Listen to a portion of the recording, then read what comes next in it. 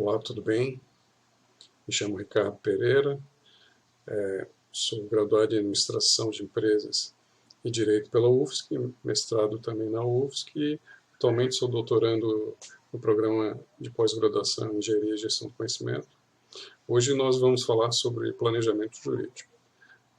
Vocês que chegaram até aqui provavelmente já passaram, já viram, né, as etapas que constituem um plano de negócio, ou seja, um documento necessário para quem está abrindo uma empresa, para quem está constituindo uma empresa. E o planejamento jurídico nada mais é do que uma daquelas etapas que constitui o plano. O que é esse planejamento jurídico?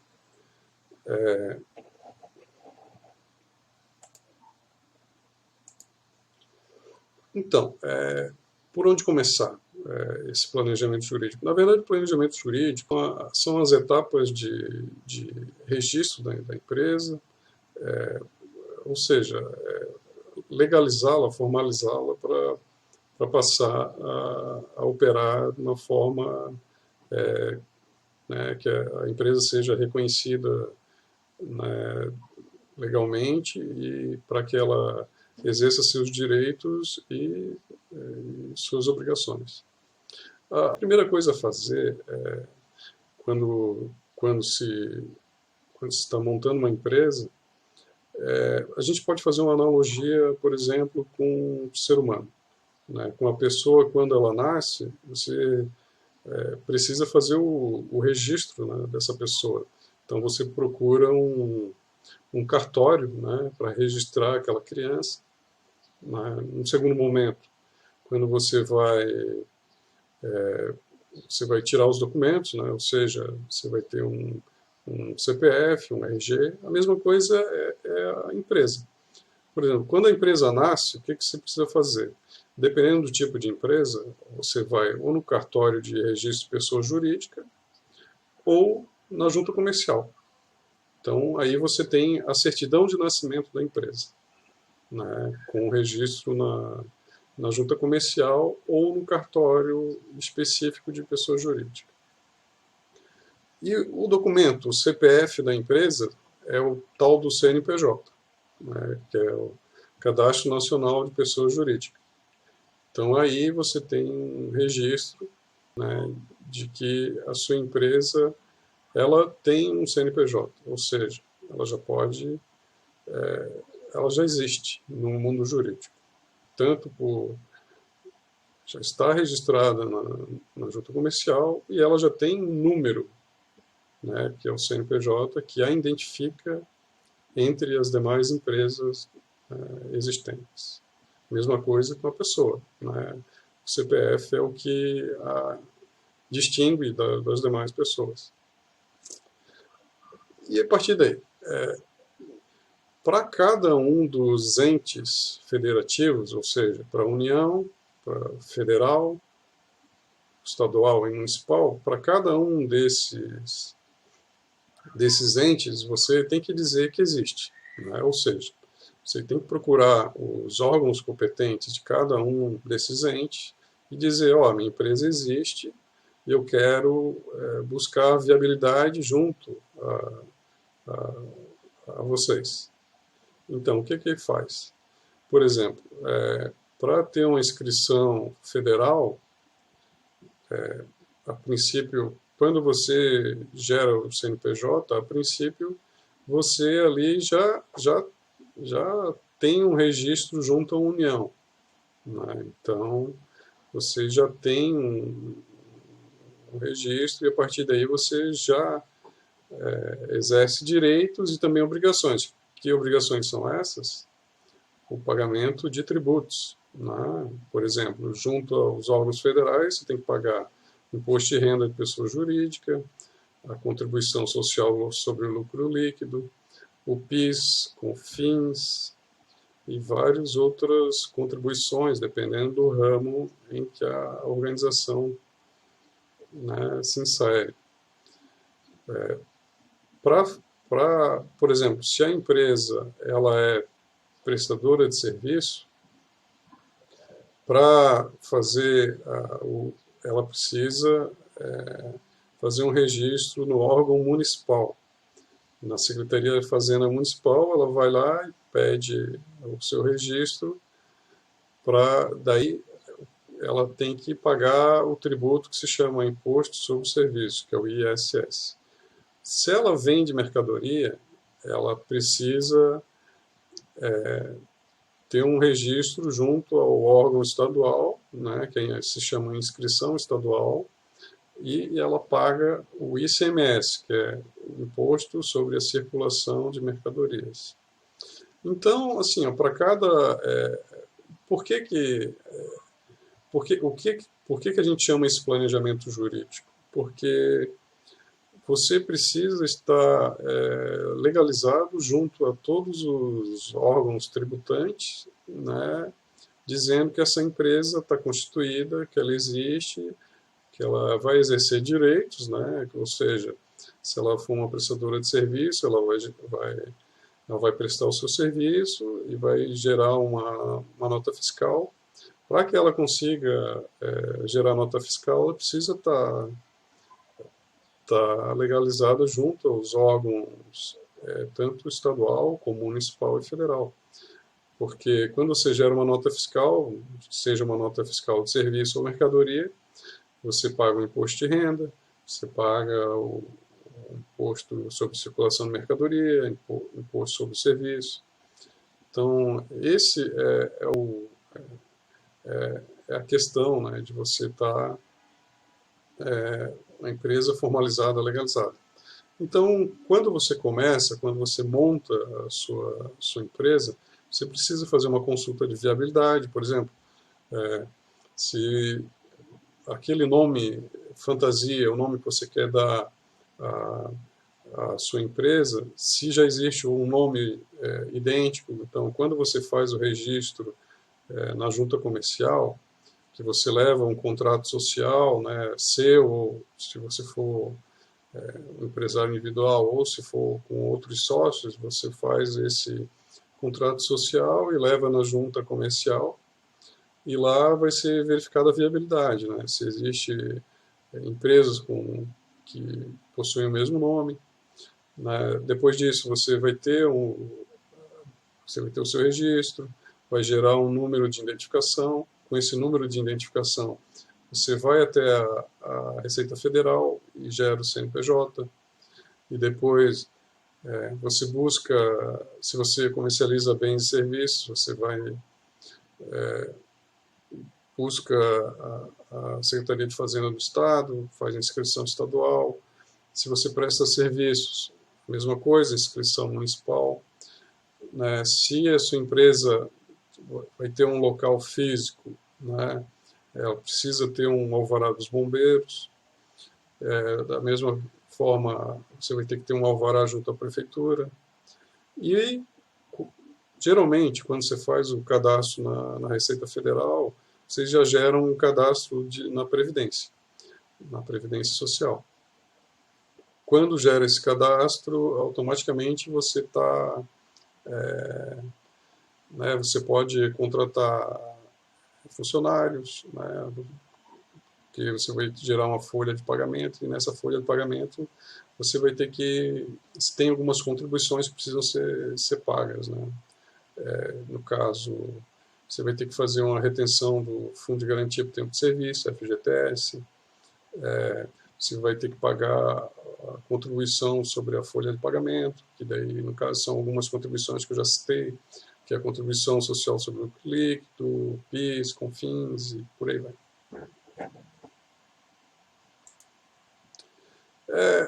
Um dos passos desse planejamento é você indicar qual modelo societário que a sua empresa vai ter.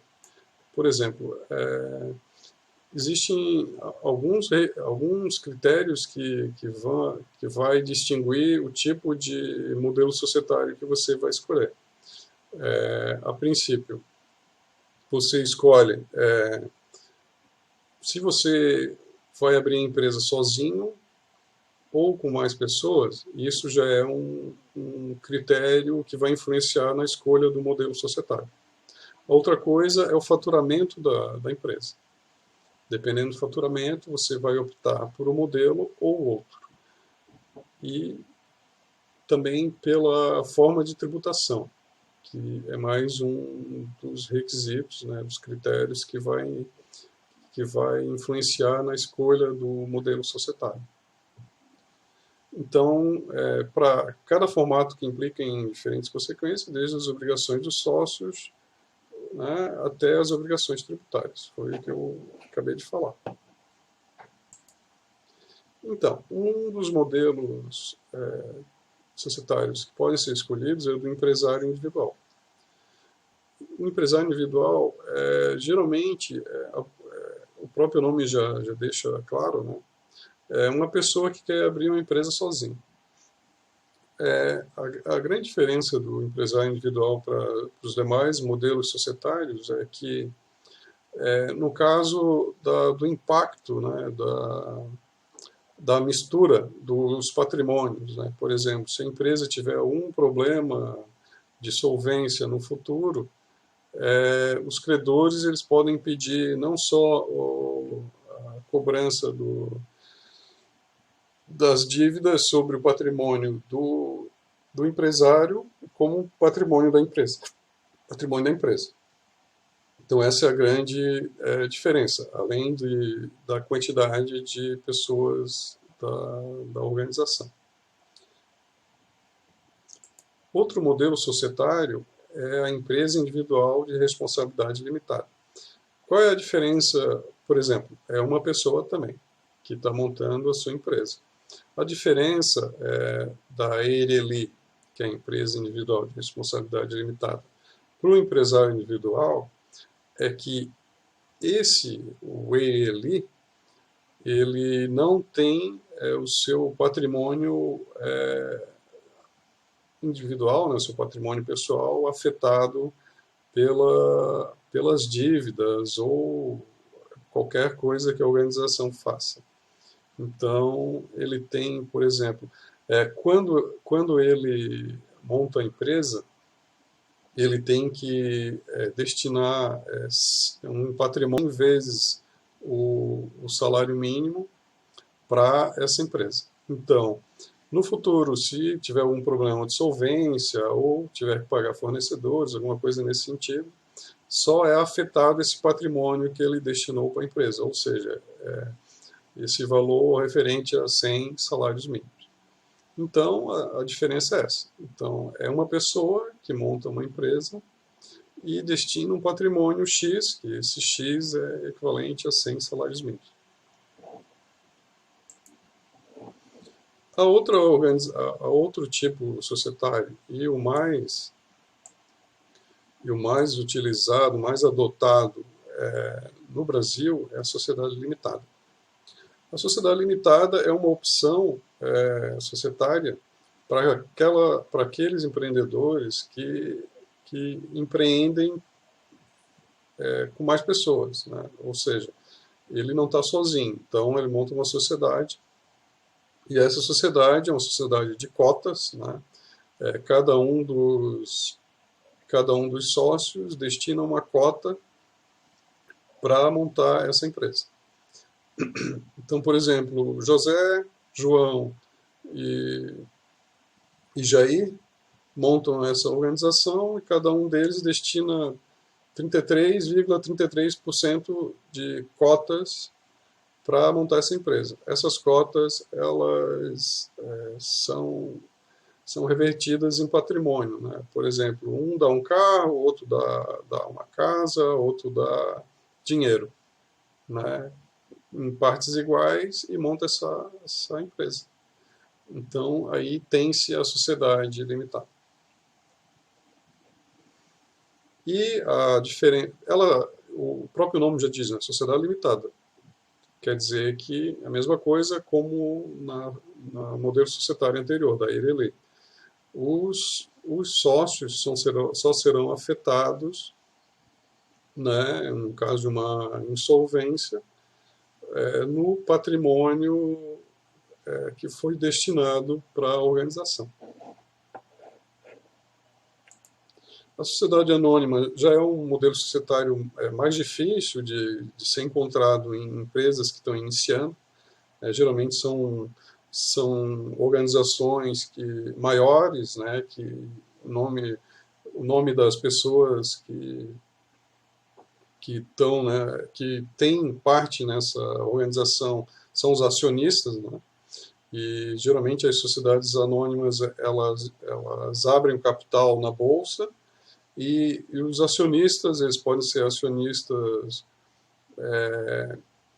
e esses acionistas podem deter poder de decisão na empresa ou não. Isso tudo depende do tipo de ação que eles obtêm, né, na bolsa, né? Então, geralmente, como eu falei, são empresas maiores, elas precisam ter auditoria externa, precisa ter auditoria da CVM, né, que é a Comissão de Valores Imobiliários, e, né, então é uma sociedade mais complexa, geralmente startups que se tornam maiores e deixam de ser startups e viram grandes empresas, elas às vezes abrem capital. Foi o caso do Facebook, do Google e por aí vai. E daí, qual que é o melhor modelo societário?